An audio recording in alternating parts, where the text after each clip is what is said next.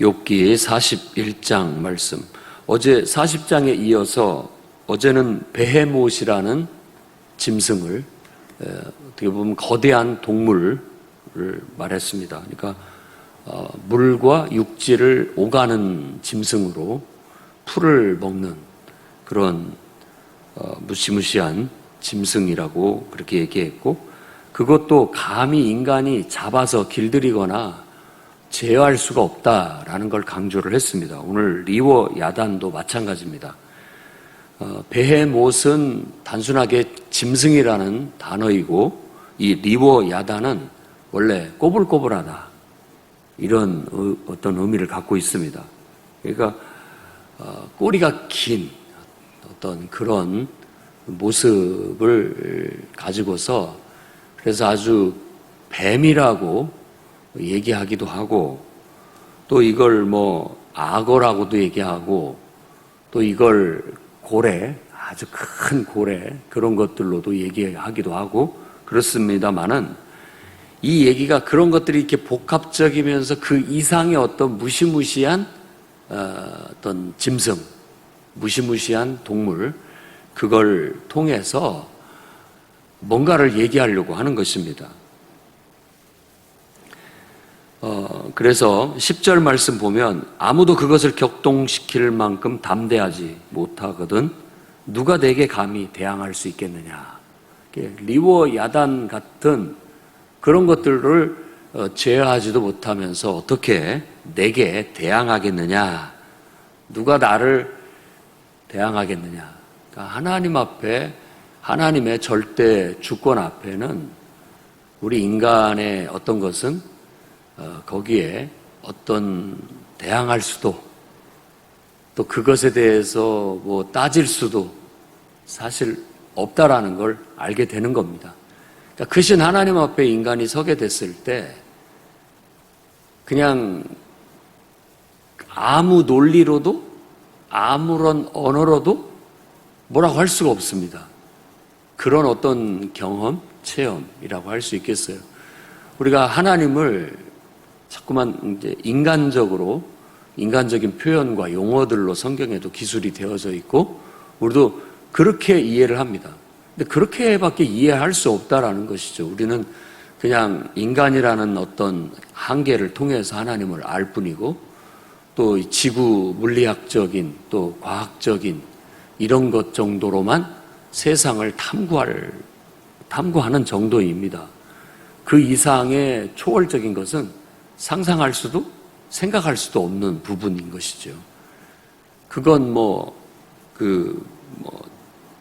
철학자들이나 과학자들이 얘기하듯이 논외예요. 그건 어떻게 할 수가 없는 부분인 것입니다. 그런데 하나님은 바로 그 이상이라는 것을 우리가 알아야 되겠습니다.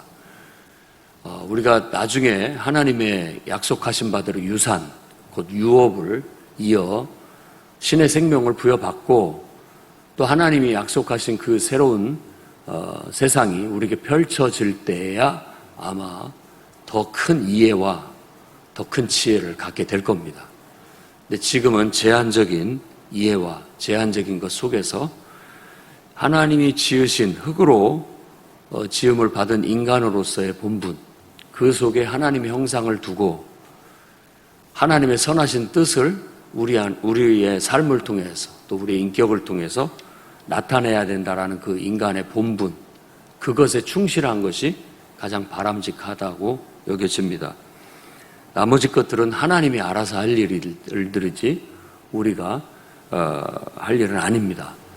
다만 하나님께서 우리에게 사명을 주셨을 때 필요한 지혜를 주시고 깨달음을 주실 것이고, 그 깨달음을 통해서 우리가 하나님의 사명을 감당해 나아감으로써 이 땅에 하나님의 역사를 이루고 더 큰 하나님의 뜻을 계시받을 수도 있고, 또 다른 사람에게도 알릴 수 있다고 보여집니다. 그러니 온천하에 있는 것이 다 내 것이다 라고 말하시는 하나님의 자기의 절대 주권, 그리고 온 세상의 초월적인 존재라는 것을 얘기하는 것들을 봤을 때 우리는 그냥 하나님을 찬양하고 그분을 예배하고 그분께 영광을 올려드리는 것이 마땅하다 보여집니다.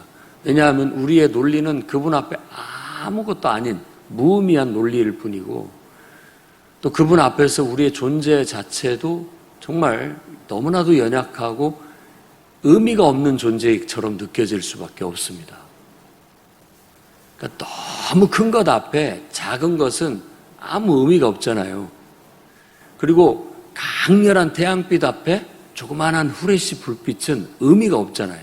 빛이 비친들 아무런 의미가 없는 것처럼 우리가 진정으로 크신 하나님의 그분의 임재 앞에 서게 된다면 우리 자신이 참 막 아무 의미가 없습니다.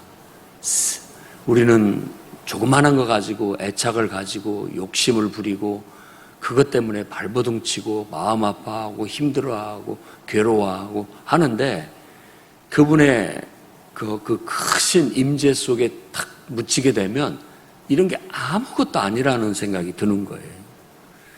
아마 우리도 나이를 더 먹고 또 연세를 많이 드신 분들은 그렇게 생각할 겁니다. 죽음의 직전에 섰을 때, 내가 살아온 인생이 다 이거 뭐 부질없구나. 돈도 부질없고 사랑도 부질없고 뭐 또 다 결국은 지나놓고 보니까 아무것도 아니구나 라고 느끼는 것이 그만큼 커졌다는 뜻입니다. 커졌다는 뜻이고, 우리도 크신 하나님 안에서 그렇게 느끼는 겁니다. 그러니까 지혜를 갖는 것은 우리가 하나님의 그 크심을 알고 우리의 연약함을 알고, 우리의 그 인간의 그 연약함은 우리가 뭐 우긴다고 해서 극복되어지는 것이 아니고 전능하신 하나님을 통해서만 그 연약함이 극복되어질 수 있다라는 믿음. 그래서 하나님 없이 우리가 생존할 수 있을까? 하나님 없이 살아갈 수 있을까? 의구심을 갖는 겁니다. 불가능하다는 답이 나오는 거예요. 예를 들어 오늘 리워 야단이 이제 12절부터 34절까지 그에 대해서 묘사하는 것은 리워 야단의 그 지체, 그 용맹하고 늠름하고 그 비늘의 빈틈없는 튼튼함과 그 입에서는 막 불이 나오고, 또 살껍질은 너무나 탄탄하고 가슴팍도 아주 탄탄하고 그 배 밑창은 마치 거기에 뭐 이렇게 우리로 말하자면 사금팔이 그것을 이렇게 붙여놓은 것 같이 스치고만 들어가도 그냥 상처를 낼 만큼 강인하고 아주 뭐 튼튼하기가 이루 말로 할 수 없어서 칼이나 투창이나 화살촉도 뚫지 못하고 몽둥이를 우습게 여기는 그런 강한 존재인데, 그런 강한 존재를 인간이, 욥이 네가 그걸 어떻게 제어할 수 있겠느냐, 상대할 수나 있겠느냐라는 겁니다. 아무리 똑똑하고 정의롭다고 하고 또 부하고 능력 있는 욥이라 할지라도 그건 어떻게 할 수가 없다라는 뜻입니다. 인간에게 그런 한계가 있는 거예요. 아무리 정말 힘이 세고 능력이 있어도 그건 안 되는 일이에요. 못하는 일입니다. 제어할 수가 없어요. 그렇기 때문에 그런 연약함을 인정하고 우리는 하나님의 그 전능하심 속에, 전지전능하심 속에 우리가 숨어들어야 되는 겁니다. 그분의 날개 아래라는 말은 우리의 연약함을 알고 그분을 통해서 존재하고 그분을 통해서 살아갈 때 우리가 그 연약함을 메울 수가 있다는 뜻이에요. 그래서 그분 안에 충만한 임재 속에 있을 때 인간으로서 가장 최고의 존재감, 가치감을 느낄 수 있고, 그것이 어떻게 보면 구원의 기쁨과 행복이죠. 예수께서 산상수훈의 팔복을 얘기했을 때 그 팔복의 기쁨입니다. 즐거움인 거예요. 행복이고. 그래서 일시적인 세상적인 그런 쾌락보다도 바로 그분 안에 있는 그 영원한 기쁨, 즐거움, 행복을 우리가 그분의 임재 안에서 경험할 수 있는 거죠. 그게 바로 구원의 기쁨입니다. 여러분 모두가 다 그런 구원의 기쁨을 얻기 위해 여러분의 연약함을 인정하고 주님의 날개 그늘 아래 숨으십시오. 그분을 의지하고 그분 안에서 존재하려고 힘쓰십시오. 그렇게 되다 보면 우리는 하나님의 자녀가 되는 특권을 얻는다라고 얘기하는데, 그 자녀가 되는 특권이라는 것이 하나님의 그 전지전능한 능력들을 어쩔 때 하나님으로부터 받아 쓸 수 있다라는 겁니다. 그러니까 우리가 기도할 수 있는 것은 바로 그런 겁니다. 세상 사람들은 그걸 믿지 않기 때문에 기도한들 뭔 소용이 있느냐라고 얘기할 수 있겠지만, 우리는 하나님의 품 안에서 정말 그분의 뜻대로 우리가 뭔가를 구하게 된다면 그분의 그 능력의 창고 안에서 뭔가를 꺼내 쓸 수 있는 특권, 하나님의 자녀된 특권이 있는 거예요. 그래서 기도를 통해서 그 무궁무진한 그 보화가 담겨져 있는 하늘 창고에서 우리가 허락을 받아 뭔가를 꺼내 쓸 수 있다라는 겁니다. 그런 은혜가, 그런 축복이 우리의 삶에 넘쳐날 수 있기를 바랍니다. 욥은 이런 하나님 앞에서 자신이 뭔가를 크게 느끼게 되고, 그가 가질 수 있는 태도는 그저 하나님 앞에 하나님을 더 깊이 알게 됐다라는 것, 그것에 대한 기쁨, 그리고 내가 알고 있는 게 얼마나 어리석고 미련하고 작은 것인가에 대한 또 다른 깨달음을 얻고 회개의 길로 가게 되는 겁니다. 그 다음에 이제 오늘 이 말씀 속에는 또 중복적인 의미가 들어있는데, 베헤못이라든지 이 리워 야단이라는 것은 하나같이 무섭고 두려운 어떤 괴물, 그러니까 짐승을 넘어서 괴물입니다. 그러니까 어떤 걸 보긴 봤어요. 근데 그것이 이제 말이 이렇게 회자되면서 그게 괴물로 바뀌는 겁니다. 더 신비적인 무시무시한 어떤 존재처럼 이렇게 더 신화화되고 비화가 된다라는 거예요. 그래서 이런 것들이 이제 성경에서는 마치 하나님의 백성을 괴롭히고 하나님의 백성을 핍박하는 어떤 악의 세력, 하나님을 대적하는 악한 그런 세력으로까지 성경에서는 비화해서 묘사되어 선지자의 애언으로, 선지자의 언어로 차용돼서 쓰여지게 되는 겁니다. 그래서 또 이런 말씀을 묵상하면서 소설가라든지 또 학자들은 이런 걸 또 이용을 합니다. 상상력을 통해서 이용을 해서 이제 용이라든지 뭐 이런 것도 나오고, 또 베헤못이라든지 이런 것들도 보면 이제 우리가 멸종된 동물이지만 공룡, 초식 동물인 공룡 같은 것들도 유추해 볼 수가 있고, 또 지금 이 리워 야단 같은 경우는 우리가 영화 속에서 보는 그런 어떤 용 같은 그런 이미지, 그런 것들이 다 이런 말씀을 근거로 해서 이게 자꾸 더 극대화되고 상상력을 동원해가지고 그런 것들이 인간 삶에 어떤 의미 있는 존재들로 이렇게 비화가 딱 되게 되는 거예요. 근데 이 존재들이 특히 토머스 홉스 같은 사람은 그걸 이 리워 야단, 그 영어로는 리바이어선, 어던이라고 그렇게 얘기하는데 그냥 발음상의 차이예요. 리워 야단이 원래 히브리어로 리워 외단 이런 뜻입니다. 그러니까 리워 야단, 우리나라 말이 모음이 많다 보니까 더 원어를 그대로 직역을 잘합니다. 근데 영어는 모음이 5개밖에 안 되기 때문에 좀 발음이 이상해요. 그래서 우리는 예수가 원래 그리스어로도 예수입니다. 그런데 영어로는 지저스라고 하잖아요. 요한도 요한인데 존이라고 하고, 그 모음이 부족해서 나타나는 그런 그냥 음역을 할 때 문제점이라고 보여져요. 근데 이것을 가지고 국가라는 것을 유추해서 국가가 바로 그런 무시무시한 괴물이다라고 그렇게 묘사를 하는 겁니다. 근데 이건 국가라는 게 괴물이면서도 필요악이라는 거예요. 근데 우리가 깨달아야 할 정신이 하나 있습니다. 성경에서 베헤못이 됐든 리워 야단이 됐든 하나님이 창조하신 것으로서 이것이 같이 중립적이라는 거예요. 힘이 세다고 악하다는 게 아니에요. 힘이 세고 능력이 많다고 해서 나쁘다라는 의미는 아닙니다. 단지 그 힘을 주체를 하지 못하고 바르게 쓰지 못하게 되면 그야말로 인간에게 또 이 세상을 파괴하고 고통을 주는 그야말로 무시무시한 우리에게 해로운 괴물이 되어버리는 거예요.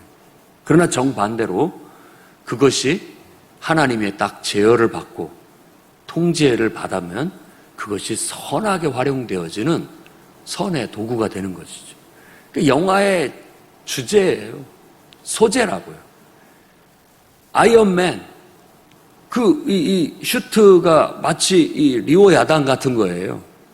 뭐 총을 맞아도 끄떡없고 뭐 어지간하면 얼마나 그 강하고 능력 있는 겁니까? 그러니까 요즘 과학이 적용이 돼서 현대인들이 만들어낸 또 다른 괴물인 거죠. 또 다른 괴물이에요. 그런데 그것을 나쁜 사람이 입고 쓰게 되면 악용되어질 수 있는 거죠. 그러나 항상 선한, 정의로운 쪽의 사람이 그것을 입고 그것을 통해서 능력을 발휘하게 되면 정의가 되는 거고 선이 되는 것입니다. 그래서 우리가 생각해야 할 것은 여러분 안에도 그 능력이 있습니다. 그러니까 여러분 안에도 괴물이 살고 있어요. 그것도 하나의 소재가 되는 것이죠. 나라는 내 안에 있는 어떤 능력, 내 안에 있는 이 괴물이 하나님에 의해서 잘 길들여져서 어떤 영화에서처럼 가만히 있어 하면 그냥 가만히 있어야 되는데 그게 통제가 안 되면 그야말로 제멋대로 날뛰어서 나를 해롭게 할 뿐만 아니라 세상을 해롭게 할 수 있는 충분한 요소가 우리 안에도 있습니다. 그러나 이것이 하나님에 의해서 잘 길들여지게 된다면 내게 주신 재물, 내게 주신 어떤 능력 이런 것들을 선하게 얼마든지 여기서 말하는 선이라는 것은 하나님의 뜻을 말하는 겁니다. 하나님의 뜻과 역사를 나타내는데 쓰여지게 되는 거예요. 그랬을 때 우리의 인생이 값어치가 있고 의미가 있고 보람이 있게 되는 값진 인생이 될 수 있다는 겁니다. 국가도 선용되어져야 되고 권력도 선용되어져야 되고 또 경제도 선용되어져야 되고 또 우리 사회에 모든 힘 있고 능력 있는 모든 것들은 선용되어져야 됩니다. 힘 있고 능력이 있어서 좋은 만큼 그 힘이 있고 능력이 있는 것이 그만큼 또 나쁘게 쓰여지면 악용될 수도 있다라는 것, 그 그늘이 있다는 걸 우리가 기억해야 됩니다. 그래서 지금 리오 야단이라든지 베헤못 이런 것들이 정말 하나님의 뜻과 무관하게 세상을 압제하고 그야말로 이 끝에 말씀 그것처럼 그것은 모든 높은 자를 내려다보며 모든 교만한 자들에게 군림하는 왕이다 라는 이미지를 거기에 씌우는 거예요. 군림하는 왕이 돼서 세상을 핍박하는 것을 짐승으로 보는 겁니다. 그러니까 다니엘서의 짐승들, 요한계시록에서 나타나는 짐승들이 바로 이것을 갖다 쓴 그런 애언자의 언어들인 거예요. 그래서 그걸 이해를 할 때, 세상 국가 권력들이 저렇게 짐승이 되어서 날뛰는 것을 묘사한 것이구나 라는 걸 알고 결국 그 제어할 수 없는 세상의 악한 권력들을 결국은 하나님께서 심판하시게 된다라는 거, 그리고 그 하나님의 심판을 통해서 결국은 이제 이 모든 것들이 다 정리되어지고 하나님이 약속하신 하나님의 나라가 임하게 될 것이다 라는 것이 성경 이야기의 결말입니다. 우리는 그것을 믿고 그 예언을 따라 오늘도 기도하며 나아가야 되겠습니다.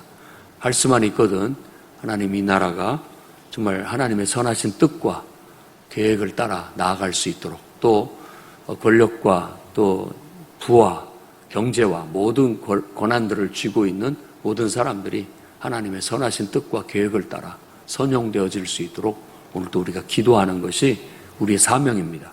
그러므로서 우리가 세상을 밝은 길로 이끌어갈 수 있고 더 올바른 길로 선한 대로 이끌어갈 수 있는 빛이 될 수 있는 거고 소금의 역할을 감당할 수 있는 거예요. 여러분 안에도 그런 요소가 있다라는 사실을 알고 오늘 또 기도로 여러분을 길들이고 하나님의 뜻대로 잘 활용되어지고 쓰임받아서 둘도 없는 값진 인생들이 다 될 수 있기를 주의 이름으로 축원합니다.